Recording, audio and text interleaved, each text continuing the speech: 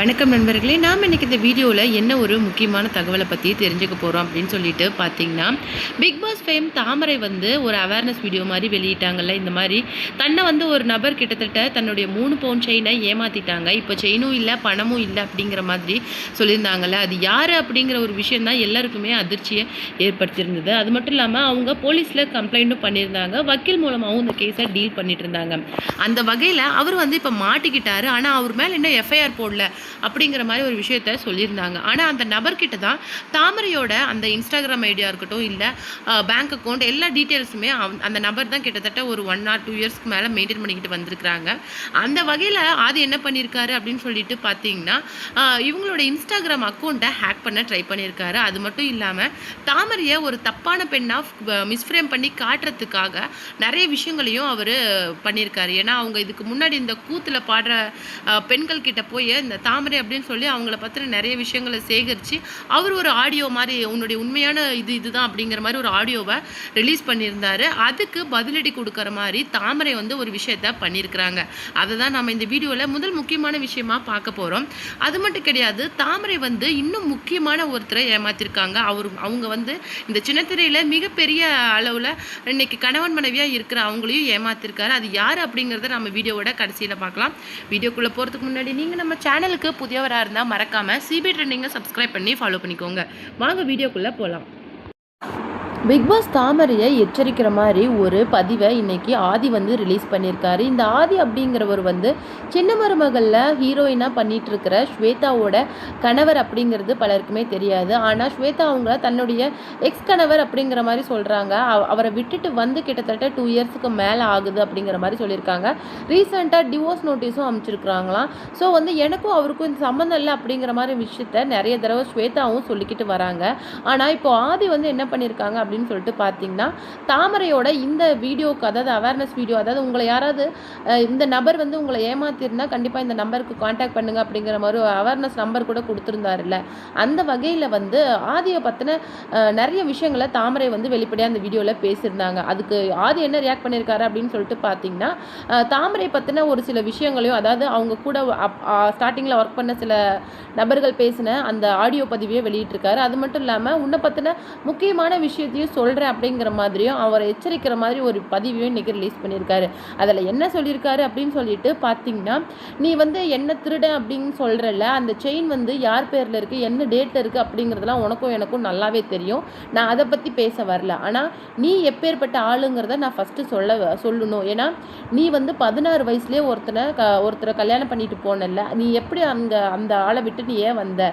ஏன்னா நீ வரல, அந்த ஆளே உன்னை துரத்தி விட்டுட்டாங்க. அதாவது நீ நிறைய ஆண்கள் கூட தொடர்பில் இருக்கிறது தெரிஞ்சு, அதாவது நீ பேசிகிட்டு இருக்கிறது தெரிஞ்சு தான் அந்த ஆள் உன்னை வீட்டை விட்டு துரத்துனாங்க அப்படிங்கிற விஷயம் எனக்கு நல்லாவே தெரியும் அப்படிங்கிற மாதிரி ஆதி சொல்லியிருந்தாங்க. அது மட்டும் இல்லாமல் அதுக்கு ப்ரூஃபாக யாரோ ஒரு லேடி, ஆமாம் அவன் நிறைய பேர் கூட பேசுகிறத நானே பார்த்துருக்கேன் அப்படிங்கிற மாதிரி ஒரு லேடியும் ஒரு ஆடியோவில் சொல்லியிருக்காங்க.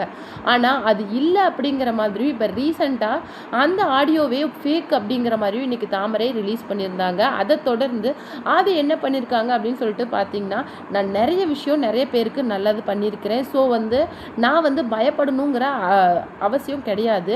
நான் நல்லது பண்ணினதை நீங்கள் தப்புன்னு சொன்னீங்கன்னா நான் அந்த தப்பை மறுபடியும் பண்ணுவேன். தாமரை, உங்களை பற்றி எனக்கு நல்லாவே தெரியும். நான் சொன்னேன்னா உங்களை வீட்டில் நான் தங்குறேன் அப்படின்னு சொல்லிட்டு என்னை வலுக்கட்டாயமாக நீங்கள் உங்கள் வீட்டில் தங்க வச்சிங்க. நான் கெஸ்ட்டாக 2 நாள் இருந்துட்டு போகலாம் அப்படின்னு சொல்லிட்டு நினைக்கும் போது, இல்லை பரவாயில்ல நீ இங்கே இரு, அது மட்டும் இல்லாமல் என்னுடைய பேங்க் அக்கௌண்ட், ப்ரமோஷன் வீடியோஸ் எல்லாமே நீ மெயின்டைன் பண்ணிக்கோ அப்படின்னு சொல்லிட்டு என்னை வலுக்கட்டாயமாக நீங்கள் தான் கொடுத்தீங்க. நான் என்னுடைய மனைவி கூட பிரச்சனை அப்படின்னு சொல்லிட்டு என் சொந்த ஊருக்கே நான் போகலான்னு ட்ரை பண்ணும்போது நீங்கள் தான் என்னை கூப்பிட்டுட்டு இங்கே உட்கார வச்சிங்க அப்படிங்கிற மாதிரி நிறைய விஷயங்களை சொல்லியிருக்காங்க. தப்பெல்லாம் நீங்கள் பண்ணிவிட்டு இன்றைக்கி நீங்கள் 10 நிமிஷம் போடுறீங்களா அப்படிங்கிற மாதிரி ஆதி ரொம்ப கோவமாக அந்த பதிவில் சொல்லியிருந்தார். அதுக்கு ரிப்ளை பண்ணுற விதமாக பிக் பாஸ் தாமரை என்ன சொல்லியிருந்தாங்க அப்படின்னு சொல்லிட்டு பார்த்தீங்கன்னா, நான் 10 நிமிஷம் போடுறேன்னா, அதாவது அந்த ஆடியோ ஒன்று ரிலீஸ் பண்ணல, ஒரு லேடி பேசின மாதிரி அதுலேயே உன் புத்தி தெரிஞ்சிருச்சு. ஏன்னா பழிவாங்கறல, அதாவது நான் உங்ககிட்ட கேட்டது நீ என் பணத்தை ஏமாத்திட்ட அப்படின்னு சொல்லிட்டு, அதுக்கு என்ன வேணுமோ அதை மட்டும் தான் நீ சொல்லணும். பர்சனலை பற்றி பேசுனா நான் உன்னுடைய பர்சனலையும் பேச வேண்டியது வரும். ஏன்னா எந்த நிலைமையில நீ என் வீட்டுக்கு வந்த அப்படிங்கிறத கொஞ்சம் நினச்சி பாரு, மறந்துடாத. ஸ்வேதாவோட மொத்த குடும்பமே உன்னை அடித்து துரத்தி விட்டாங்க. அது மட்டும் இல்லாமல் உன் ஃபோனு லேப்டாப் எல்லாத்தையும் உடச்சி துரத்தி விட்டாங்க. நான் தான் அதை ஒரு தடவை அவனை எக்ஸ்கியூஸ் பண்ணுங்க, ஏன்னா 2 பேரும் தான் லவ் பண்ணினாங்க அப்படிங்கிற மாதிரி நான் எக்ஸ்கியூஸ் பண்ண சொல்லி அதெல்லாம் வாங்கிட்டு வந்து உங்ககிட்ட ஒப்படைச்சு என் வீட்டில் நான் உன்னை தங்க வச்சேன். ஆனால் அதுக்கு நீ என்ன பண்ணுற நன்றி கடன் என்ன அப்படின்னு சொல்லிட்டு பார்த்தியா? நான் வந்து அன்னைக்கு ஸ்வேதாவோட வீட்டில் உன்னை அடிக்கும் போது நான் அப்படியே போயிருந்தேன்னா எனக்கு இவ்வளோ பிரச்சனை வந்திருக்காது. நான் இன்றைக்கி என்னுடைய 3 லட்ச ரூபாய் பணத்தை இழக்க தேவையில்ல.